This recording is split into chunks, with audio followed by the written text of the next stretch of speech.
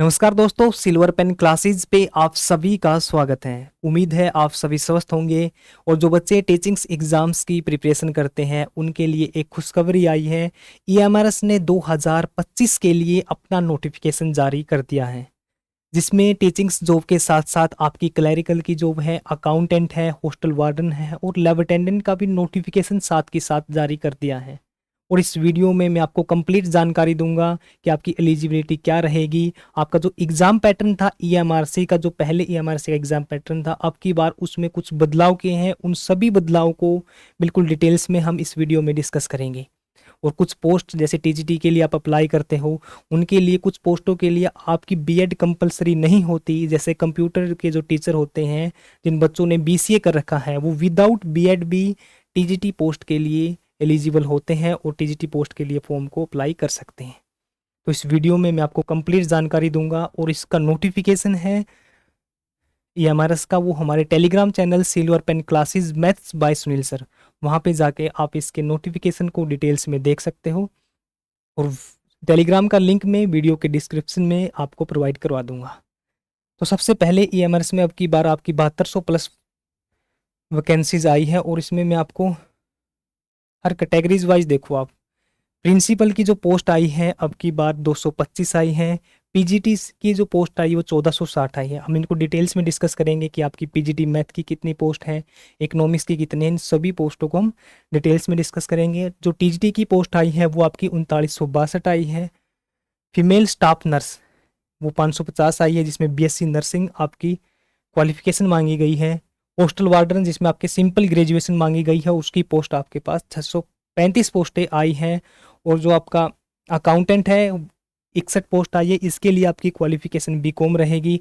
और जो जेएससी हैं यानी जो आपकी क्लैरिकल की पोस्ट है वो 228 आई है। और लैब अटेंडेंट की पोस्ट आपकी 140 आई है। इन दोनों के लिए जो क्वालिफिकेशन रहेगी वो आपकी +2 रहेगी। और लैब अटेंडेंट के लिए आपकी जो +2 रहेगी वो साइंस से रहेगी। जो जो टोटल पोस्ट आई आपकी वो 7267 आई है। ठीक है। और ये आपकी है जो कैटेगरीज वाइज पोस्ट थी प्रिंसिपल की, जो ग्रुप ए की पोस्ट होती है। और ये पोस्ट है आपकी पीजीटी की, यानी पीजीटी जैसे इंग्लिश की पोस्ट है वो टोटल 112 पोस्ट है। और ये कैटेगरीज वाइज आपकी पोस्टेज यहाँ पे दी गई है। 112 इंग्लिश की है, वैसे हिंदी की 81 है, मैथ की 134 है, केमिस्ट्री की 169 है, फिजिक्स की 198 है। इस तरीके से ये डिटेल्स दी गई है आपकी कि टोटल आपकी जो पोस्ट है पीजीटी की वो 1460 है। और इन 11 सब्जेक्ट्स के आपके पीजीटी की वैकेंसीज आई है। ठीक है। और ये पोस्ट है आपकी टीजीटी की पोस्ट है, जो हिंदी साइंस कंप्यूटर साइंस की है, जो 550 सबसे ज़्यादा आपकी कंप्यूटर साइंस की पोस्ट आई है 550। उसके बाद साइंस के आपके पास 408 हैं, एसएस के आपके पास 392 हैं, और हिंदी 424 है, इंग्लिश 395, यानी लगभग सभी पोस्टें 400 के आसपास हैं। सबसे ज़्यादा जो पोस्ट आई है वो कंप्यूटर साइंस की आपकी पोस्ट आई है। ठीक है। और ये है आपकी लैंग्वेज की पोस्ट। ये आपकी लैंग्वेज की पोस्ट है, जैसे जो लैंग्वेज दे रखी है आपको, इन सभी लैंग्वेज की आपकी 223 पोस्टें आई हैं। अब जो टीजीटी जो म्यूजिक के हैं, म्यूजिक है, जो पीटीआई है और जो लाइब्रेरियन है, ये उनकी पोस्ट है। म्यूजिक की आपके पास 314 पोस्टेज आई हैं। आर्ट 279 या 280, इस पोस्ट के लिए भी आपकी बीएड कंपलसरी नहीं है। और जो आपकी ये ऊपर थी कंप्यूटर साइंस, इसके लिए भी आपकी बीएड कंपलसरी नहीं है। हम आगे नोटिफिकेशन में डिटेल में डिस्कस करेंगे उसको। ये अलग से आपकी मेल और फीमेल की अलग से पोस्टें आई हैं। और लाइब्रेरियन की आपके पास 124 पोस्ट है। लाइब्रेरियन की आपके पास 124 पोस्ट थी। और जो हॉस्टल वार्डन है मेल और फीमेल, यानी इनको बाइफरेट किया गया है। और मेल की पोस्ट है वो 340 है, और फीमेल की पोस्ट आई है जो हॉस्टल वार्डन की वो 289 है। जो फीमेल स्टाफ नर्स है वो 550 है। अकाउंटेंट की पोस्ट आपकी 61 आई है। और जेएससी की पोस्ट 228, यानी एक आपकी क्लैरिकल जॉब है जिसमें आपकी टाइपिंग होगी इंग्लिश और हिंदी। आप टाइपिंग दे सकते हो। इंग्लिश में जो आपकी टाइपिंग की स्पीड रहेगी वो 35 रहेगी, और हिंदी में आपकी टाइपिंग की स्पीड 30 मांगी गई है। ठीक है। लैब अटेंडेंट 140, ये आपकी जो नॉन मेडिकल से यानी साइंस से जो बच्चे पास हैं वो इसको अप्लाई कर सकते हैं। ये आपकी जो नॉन टीचिंग पोस्ट है, टोटल 1620 आपकी नॉन टीचिंग पोस्टेज हैं। और इससे आगे आपका देखो सबसे इंपॉर्टेंट डेट है जो आपकी 23/10/2025, आपकी एग्ज़ाम जो फॉर्म फिल करने की जो सबमिशन की डेट है वो लास्ट डेट है। और इसके साथ साथ जिन बच्चों की बीएड कंप्लीट नहीं है, जिन बच्चों की बीएड कंप्लीट नहीं है, या जिन बच्चों का जैसे कोई बच्चा बीसीए करता है उनकी बीसीए कंप्लीट नहीं है, तो आपको 23/10 तक, आपको जो टाइम दिया गया है 23/10 तक, जिसकी बी जो भी क्वालिफिकेशन इसमें मांगी गई है वो कंप्लीट हो जाती है, तो आप एग्ज़ाम के लिए और जॉब के लिए आप एप्लीकेबल माने जाएंगे। वो डेट आपकी है जो क्रूशियल डेट है वो 23/10/2025 है।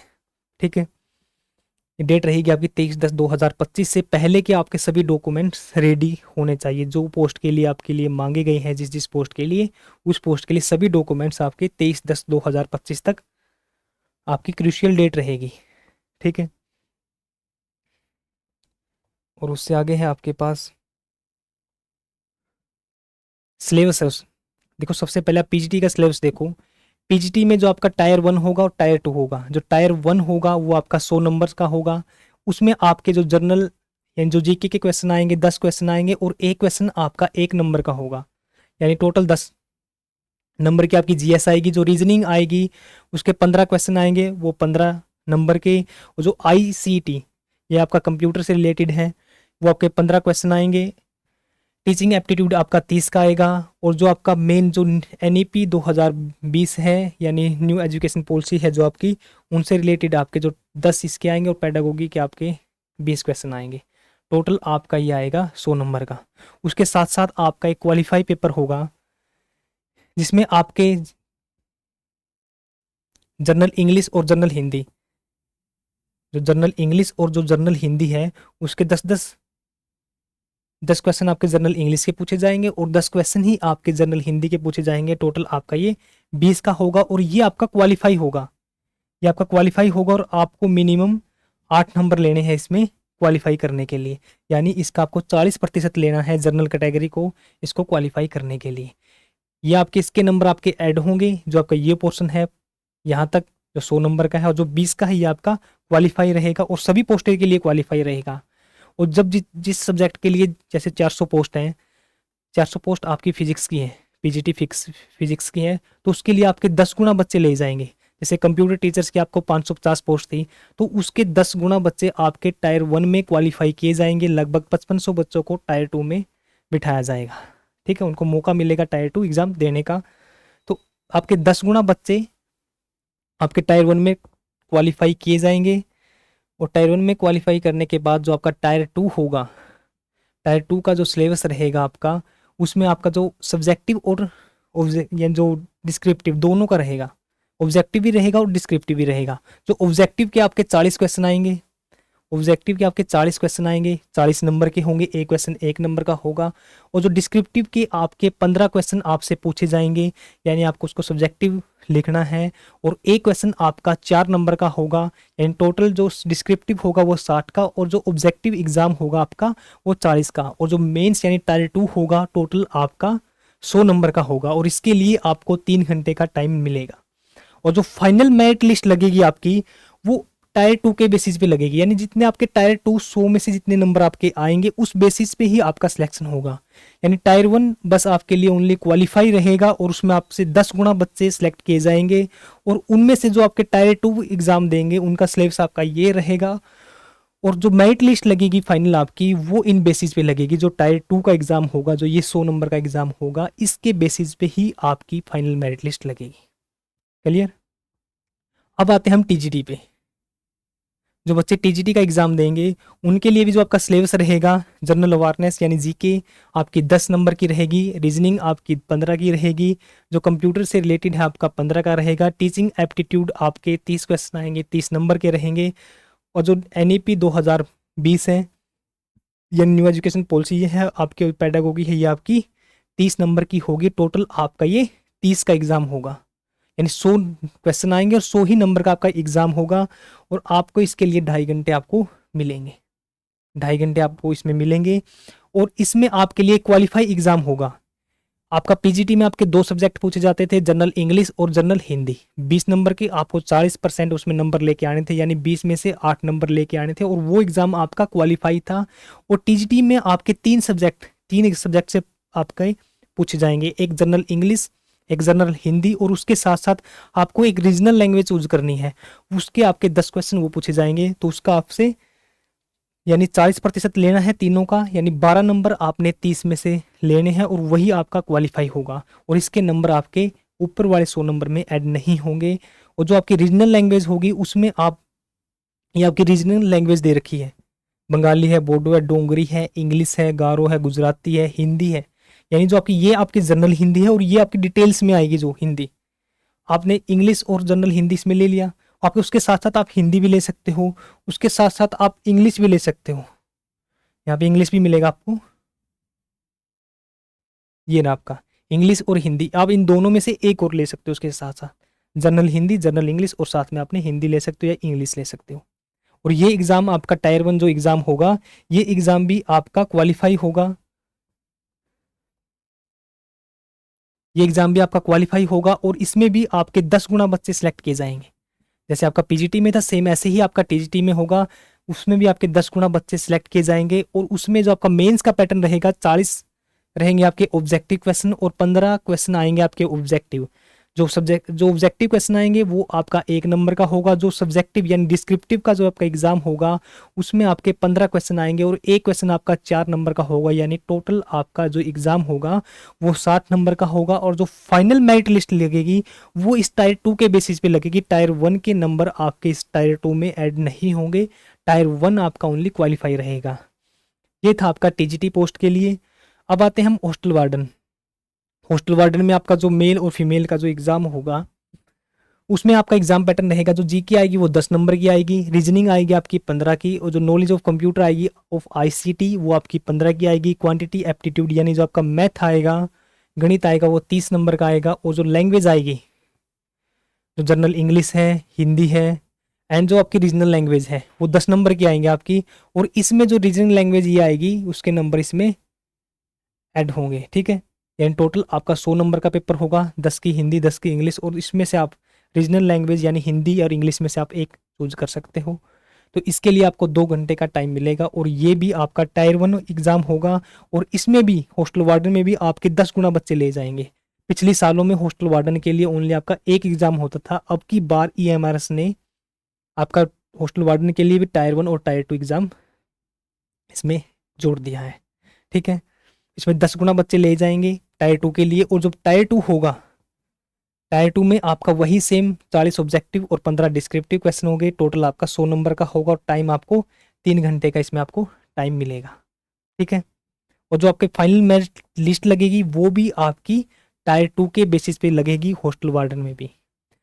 जो आपकी लास्ट, जो आपकी 5वीं पोस्ट है अकाउंटेंट की, इसमें जो आपकी पैटर्न आपका, ये जो क्वालिफिकेशन है इसके लिए, अकाउंटेंट के लिए, वो बीकॉम मांगी गई है। और एग्जाम का पैटर्न आपका सेम, परी का जो एग्जाम पैटर्न है आपका वो सेम रहेगा, और 10 गुना इसमें बच्चे ले जाएंगे। और मेंस के लिए आपका जो सब्जेक्टिव और जो ऑब्जेक्टिव एग्जाम होगा वही सेम 100 नंबर का होगा। और इसका जो सिलेक्शन होगा वो भी आपका टायर 2 के बेसिस पे होगा। तो जो 6 नंबर पोस्ट आपकी फीमेल स्टाफ नर्स की, उसका जो एग्ज़ाम पैटर्न होगा यहाँ तक बिल्कुल सेम है। और यहाँ पे भी आपको जो लैंग्वेज है हिंदी इंग्लिश, और उसके साथ साथ आपने एक जो लोकल लैंग्वेज है, रीजनल लैंग्वेज है, वो चूज़ करनी है। आप हिंदी और इंग्लिश में से भी यहाँ पे भी चूज़ कर सकते हो, और वही सेम टाइमिंग मिलेगी आपको 2 घंटे की इस एग्ज़ाम के लिए भी। और फिर आपका नर्सिंग के लिए भी आपका 10 गुना बच्चे सिलेक्ट किए जाएंगे, और फिर उनका सब्जेक्टिव और ऑब्जेक्टिव पेपर होगा, और इसी के बेस पर आपका सिलेक्शन होगा, ठीक है। टायर 2 के बेसिस भी सिलेक्शन होगा। और जो फिर पोस्ट नंबर 7 है, और ये है आपकी क्लर्क की पोस्ट जेएससी। इसका जो एग्जाम पैटर्न रहेगा, रीजनिंग आपके 25 क्वेश्चन आएंगे, 25 नंबर की रहेगी। मैथ आपका 25 क्वेश्चन आएंगे, 25 नंबर का रहेगा। जनरल अवेयरनेस आपकी 20 की रहेगी। Basic knowledge of computer operation वो 10 का आएगा कंप्यूटर आपका यहाँ पे। और जो लैंग्वेज टेस्ट रहेगा आपका जनरल हिंदी और जनरल इंग्लिश, यानी 10-10 नंबर की आपकी जो कम्पिटिटिव एग्जाम में आपसे इंग्लिश और हिंदी पूछी जाती है वो 20 नंबर की आएगी। और टोटल आपका ये 100 क्वेश्चन आएंगे, 100 नंबर का एग्जाम रहेगा। टोटल 2 घंटे आपको एग्जाम को करने में मिलेंगे। और ये एग्जाम आपके, ये सभी एग्जाम आपके ऑफलाइन होंगे, ठीक है। यानी ये आपके कंप्यूटर बेसिस एग्जाम नहीं है, ये आपके ऑफलाइन एग्जाम होंगे। और इसमें भी आपके 10 गुना बच्चे ले जाएंगे, 10 गुना बच्चे लेने के बाद 40 क्वेश्चन बिल्कुल सेम, 15 क्वेश्चन आपके डिस्क्रिप्टिव के और 100 नंबर का एग्जाम होगा। ठीक है, और इसके बाद आपका होगा टाइपिंग टेस्ट। ठीक है, टाइपिंग टेस्ट में जो आपकी स्पीड मांगी गई वो 35 की मांगी गई है, और उसको क्वालिफाई करने के बाद, यानी जब आपने टायर 1 क्वालिफाई किया तो आपके 10 गुना बच्चे सिलेक्ट होंगे। फिर जितने टायर 2 क्वालिफाई किया, और टायर 2 क्वालिफाई करने के बाद आपके 3 गुना बच्चे कंप्यूटर टाइपिंग के लिए शॉर्ट लिस्ट किए जाएंगे। फिर उनकी टाइपिंग करने के बाद उनको फाइनल मेरिट लिस्ट आपकी जो बनेगी वो टायर 2 के बेसिस पे बनेगी। और ये रहेगा आपका सेम सिलेबस रहेगा आपका, जो 40 का रहेगा ऑब्जेक्टिव, वो 15 का आपका डिस्क्रिप्टिव रहेगा इस पोस्ट के लिए भी। ठीक है,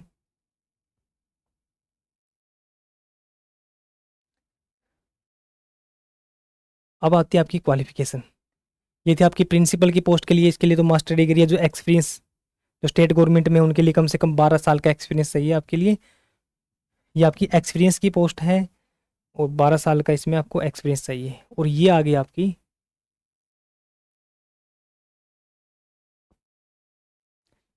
पीजीटी और टीजीटी। देखो, पीजीटी के लिए आपकी मास्टर डिग्री यानी इंटीग्रेटेड पोस्ट ग्रेजुएट होनी चाहिए आपकी, या आपकी जो मास्टर डिग्री है वो 50% यानी कम से कम 50% आपके नंबर होने चाहिए मास्टर डिग्री में। और जो आपकी एज रहेगी वो 40 से ज़्यादा नहीं होगी, यानी 40 से नीचे वाले इस फॉर्म को भर सकते हैं। और आपको एज रिलैक्सेशन मिलेगा ओबीसी, एससी और एसटी के लिए। जैसे ओबीसी के लिए 3 साल का है, एससी के लिए 5 साल का, एसटी के लिए 5 साल का है, और जो ईएमआरएस के एम्प्लॉय है उनके लिए 55 साल का तक अप्लाई कर सकते हैं। ठीक है, और साथ में आपकी बीएड डिग्री यानी मास्टर डिग्री, बीएड डिग्री आपकी साथ के साथ 50% आपकी बीएड डिग्री में, 50% आपके मास्टर डिग्री में, और उसके साथ साथ आपका जो एक्सपीरियंस है वो मांगा गया है। ये आपकी पीजीटी इंग्लिश की है। जो आपकी जो सब्जेक्ट आ गया आपके, जैसे जिसने पीजीटी इंग्लिश के लिए फॉर्म अप्लाई करना, वो मास्टर डिग्री उनकी इंग्लिश में है, पीजीटी हिंदी के लिए हिंदी में, फिजिक्स के लिए फिजिक्स में, वो आपसे यहाँ पे, जैसे बोटनी के लिए आपकी master degree in biology botany, zoology botany और एनी स्पेशलिस्ट इन बायोलॉजी, या आप पीजीटी बायोलॉजी के लिए अप्लाई कर सकते हो। ये आपका PGT computer science. PGT computer science के लिए अप्लाई करोगे तो आपको एमएससी कंप्यूटर साइंस, एमसीए, और उसके साथ साथ कंप्यूटर साइंस आईटी 50% आपके नंबर चाहिए आपके मास्टर डिग्री में। और उसके साथ साथ यदि आपको प्रमोशन लेना है वो उसके लिए बीएड, यानी इसके लिए कंपलसरी नहीं रहेगी आपकी पीजीटी साइंस के लिए, कंप्यूटर साइंस के लिए बीएड है जो कंपलसरी नहीं रहेगी। एमएससी है, एमसीए है, तो वो बच्चे इसको अप्लाई कर सकते हैं। अब सेकंड है आपका टीजीटी। जो टीजीटी की एज रहेगी वो आपकी 35 साल रहेगी। 35 साल तक आप अप्लाई कर सकते हो। एससी, एसटी और ओबीसी को इसमें एज रिलैक्सेशन मिलेगा। इसमें कुछ पोस्टों के लिए आपकी जो बैचलर डिग्री है उसके साथ साथ आपने बीएड कंपलसरी है 50% नंबरों के साथ साथ, यानी बीएस जैसे ग्रेजुएशन प्लस में आपकी जो बीएड है वो कंपलसरी मांगी गई है। अब देखो किन पोस्टों के लिए आपकी वो सीटेट है, सीटेट आपका मांगा गया है इसमें। हाँ, जो सीटेट आपका जो क्वालिफाई होना चाहिए वो आपकी जो फाइनल मेरिट लिस्ट लगेगी उस कट ऑफ से, आपकी कट ऑफ की जो डेट लगेगी उससे पहले का, ये आपका जैसे 2 तारीख को आपकी कट ऑफ लगती है फाइनल, और 1 तारीख नहीं, यानी इन फ्यूचर भी आपका सीटेट क्लियर हो जाता है तो आप अप्लाई कर सकते हो।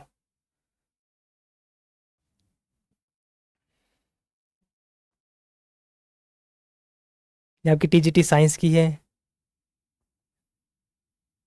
अब ये आपकी टीजीटी कंप्यूटर साइंस की, उनके लिए आपकी बीएड कंपलसरी है, और आपका प्रमोशन जो आपका सीटेट है वो भी कंपलसरी है, जो आपकी फाइनल मेरिट लिस्ट लगेगी उससे पहले का।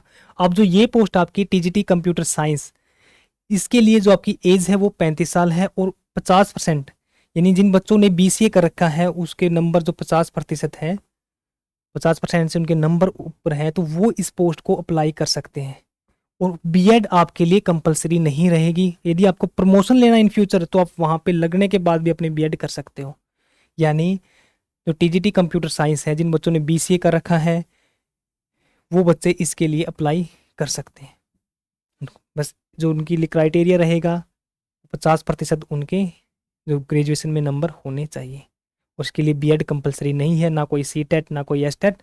आप इसको बीसीए वाले और इसकी पोस्ट है जो इसकी वैकेंसी है कंप्यूटर साइंस की, वो अच्छी खासी सबसे ज़्यादा वैकेंसी ही कंप्यूटर साइंस की है। ठीक है, ये आगे आपके आर्ट टीचर्स यानी जो ड्राइंग टीचर है उनके लिए भी आपकी बीएड कंपलसरी नहीं है। जो म्यूजिक टीचर है उनके लिए भी आपकी बीएड है जो कंपलसरी नहीं है। अब जो फिजिकल के हैं टीचर है जिन्हें बीपीएड कर रखा है, वो बच्चे इसको अप्लाई कर सकते हैं। जिन बच्चों ने बीपीएड कर सक रखा है और उनके 50% नंबर हैं, जो एज है वो 35 है, तो वो बच्चे इसको अप्लाई कर सकते हैं। ठीक है, बिना एसटेट के बिना सीटेट के इस पोस्ट को अप्लाई कर सकते हैं। तो नेक्स्ट आपके पास लाइब्रेरियन, उनके लिए जो बैचलर है आपकी लाइब्रेरी साइंस में उनकी बैचलर होनी चाहिए, तो वो इसको अप्लाई कर सकते हैं। उनकी एज रहेगी वो 35 रहेगी। जो हॉस्टल वार्डन है, आप बैचलर डिग्री जिसकी सिंपल, वो हॉस्टल वार्डन के लिए अप्लाई कर सकते हैं। जो नेक्स्ट आपकी अकाउंटेंट है उसकी एज आपकी 30 है, और जो हॉस्टल वार्डन की जो एज है वो आप 35 साल तक फिल कर सकते हो, और बैचलर डिग्री आपकी कंपलसरी मांगी गई है। और जो क्लैरिकल की पोस्ट है उसमें आपके लिए जो एज है वो 30 साल दी है, और जिस बच्चों ने +2 कर रखी है, सीनियर सेकेंडरी कर रखी है, वो इसको अप्लाई कर सकते हैं। और जिनकी +2 अभी कंप्लीट नहीं हुई और 23/10 तक जिसकी +2 कंप्लीट हो जाएगी, वो भी इसको फॉर्म को फिल कर सकते हैं। क्लियर? और इसमें आपके टाइपिंग टेस्ट होगी, वो मैंने आपके साथ डिस्कस कर लिया है। ये है आपका लैब अटेंडेंट के लिए। इसके लिए जो आपकी एज रहेगी वो 30 साल रहेगी, और इसमें आपके पास +2 आपकी साइंस स्ट्रीम से हो, या फिर 10th के बाद आपका लाइब्रेरी जो इसका लैब का है, लेबोरेटरी टेक्नीशियन का आपका डिप्लोमा होना चाहिए। +2 साइंस या 10th प्लस में लाइब्रेरी टेक्नीशियन का आपका डिप्लोमा। ठीक है, और ये है आपकी एज रिलैक्सेशन, यानी जो एससी और जो एसटी के लिए एज रिलैक्सेशन मिलेगी आपको 5 साल की। ओबीसी एनसीएल यानी नॉन क्रीमी लेयर, उसको मिलेगा आपका 3 साल की। और जो सेंट्रल गवर्नमेंट एग्जाम में है, यानी कैंडिडेट जो पिछले 3 साल से सेंट्रल गवर्नमेंट जॉब में लगे हुए हैं, उनको 5 साल का एज रिलैक्सेशन मिलेगा। तो इस तरीके से आपको जो वुमेन है वो किसी भी पोस्ट के लिए अप्लाई करेगी टीजीटी पीजीटी में, उनको 10 साल का एक्स्ट्रा आपको एज रिलैक्सेशन दिया गया है। यानी जिसकी 35 थी टीजीटी के लिए, वो 45 साल तक अप्लाई कर सकते हैं। ये था आपका एज रिलैक्सेशन इन पोस्टों के लिए। और जो आपकी एज काउंट होगी, जो आपकी एज काउंट होगी वो आपकी 23/10/2025 के अकॉर्डिंग ही काउंट होगी। ठीक है, तो 23/10/2025 के लिए, और यही आपकी क्रूशियल डेट है आपकी जो क्वालिफिकेशन है उनके लिए। ठीक है, क्वालिफिकेशन के लिए भी और जो आपकी एज के लिए भी यही रहेगा आपका क्रूशियल डेट रहेगी। ठीक है, तो ये थी कंप्लीट जानकारी। और इसके साथ साथ जो फीस स्ट्रक्चर रहेगा आपका,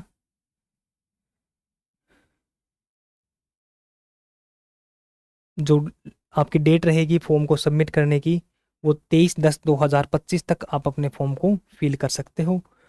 और जो आपकी फीस स्ट्रक्चर रहेगा वो फीमेल एससी एसटी और पीडब्ल्यूडी के लिए आपका जो फीस रहेगी वो 500 रुपये रहेगी प्रिंसिपल के लिए। पीजीटी टीजीटी के लिए आपकी 500 रुपये, और नॉन टीचिंग स्टाफ के लिए आपकी 500 रुपये रहेंगे। यानी जो फीमेल है, एससी है, एसटी है, उनके लिए फीस रहेगी आपकी 500 रुपये, आप किसी भी पोस्ट के लिए अप्लाई करते हो तो। और जो आपकी फीस है रहेगी मेल के लिए इन अदर कैटेगरी, यानी जो मेल है, जनरल है, जो जनरल कैटेगरी में है, ओबीसी है, ईडब्ल्यूएस है, उनके लिए जो आपकी फीस रहेगी प्रिंसिपल की पोस्ट के लिए रहेगी 2500 रुपये।